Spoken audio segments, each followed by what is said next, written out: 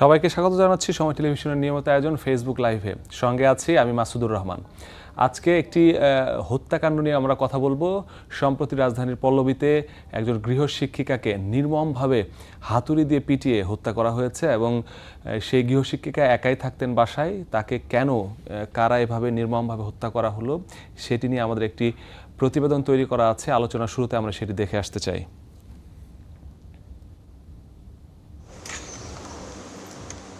রাজধানীর পল্লবী 12-8 নম্বর রোডের গাজী মঞ্জিলে ভাড়া থাকতেন গৃহশিক্ষিকা ফিরোজা খানম জোসনা। 10 বছর ধরে একাই থাকতেন তিনি। 3 রুমের ফ্ল্যাটে 2 রুম দিয়েছিলেন সাবলেট।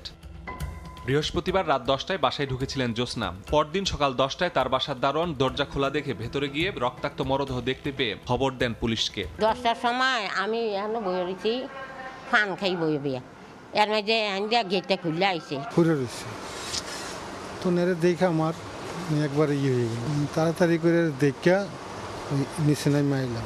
পরে থানায় মামলা করেন নিহতের ভাই। তিনি জানান বিবাহ বিচ্ছেদের পর থেকে টিউশনি করে চলতেন জোসনা। পরিবারের সঙ্গে যোগাযোগ ছিল কম।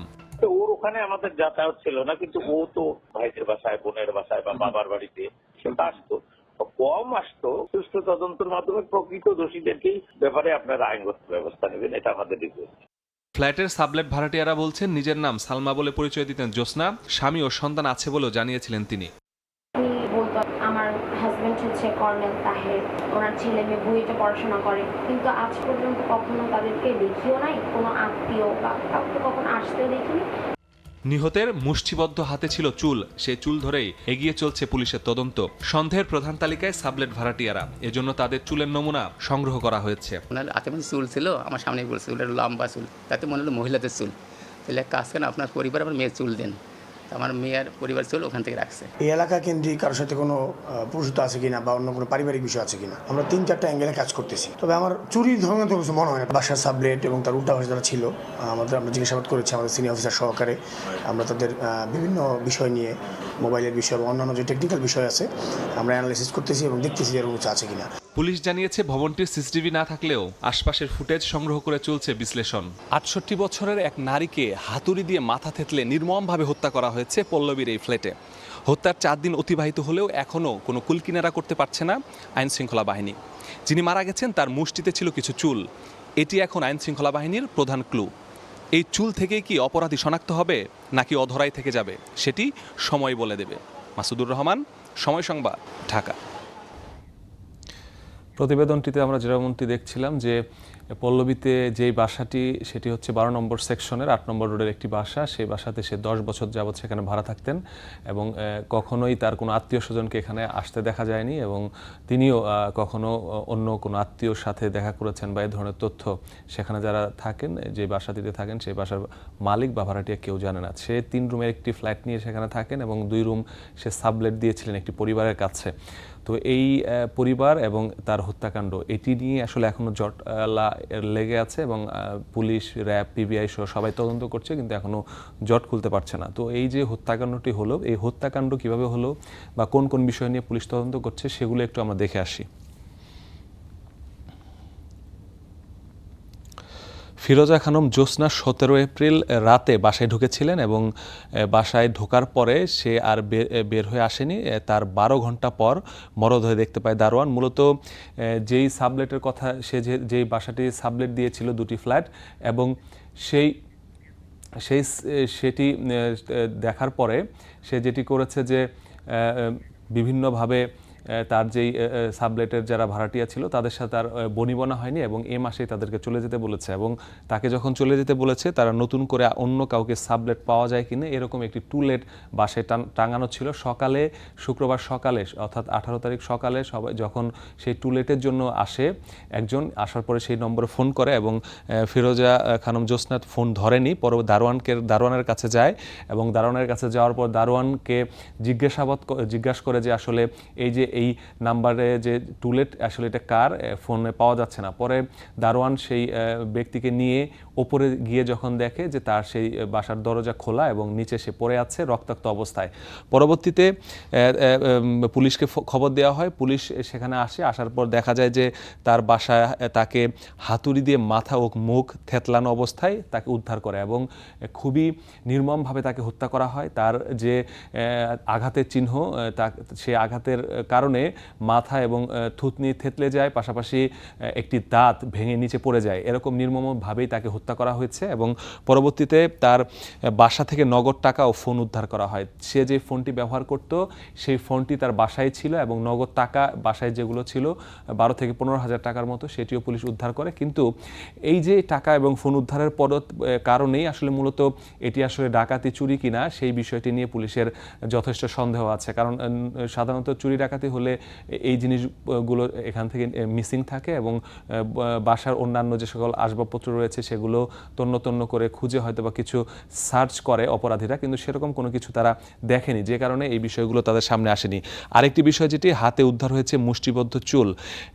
এই যে নিহত ফিরোজা খানম, তার হাতে একটি মুষ্টিবদ্ধ অবস্থায় কিছু চুল পাওয়া গেছে, সেটি আসলে এখন আইন শৃঙ্খলা বাহিনীর প্রধান ক্লু এবং এটি ধরেই তারা আসলে সামনে এগিয়ে যাচ্ছে। কারণ ফিরোজার মাথায় যে ধরনের চুল ছিল, হাতে যে চুলটি উদ্ধার করা হয়েছে সেটি এর সাথে মিল পাওয়া যায়নি।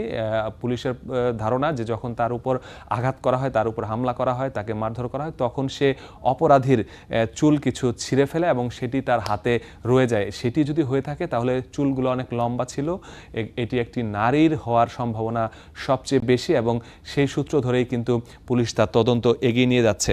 পারিবারিক কলহ নাকি পূর্বশত্রুতা, যেহেতু এই হত্যায় তার যে চুরি আর ডাকাতি যেহেতু নেই, সে কারণে তারা পারিবারিক কোনো কলহ ছিল কিনা, পাশাপাশি এই এলাকায় সে যেহেতু দীর্ঘদিন ধরে থাকে এবং গৃহশিক্ষিকা হিসেবে বিভিন্ন জায়গায় সে টিউশনি করায়, সেটি এর সাথে এটির কোনো সম্পৃক্ততা আছে কিনা, যাদের বাসায় পড়াতে যেত কোনো স্টুডেন্ট বা সেই পরিবারের সাথে তার কোনো শত্রুতা আছে কিনা, এই যে ভাড়া যে বিল্ডিং এখানে কারো শত্রুতা আছে কিনা, সেগুলো কিন্তু তারা খতিয়ে দেখছে। পাশাপাশি পারিবারিক কলহ যেটি বলা হচ্ছে যে সে দীর্ঘদিন আগে, প্রায় 10 বছর আগে তার বিবাহ বিচ্ছেদ হয়েছে এবং বিবাহ বিচ্ছেদের পরে তার সাথে পরিবারের কোনো যোগাযোগ নেই, সে এখানে একাই থাকে।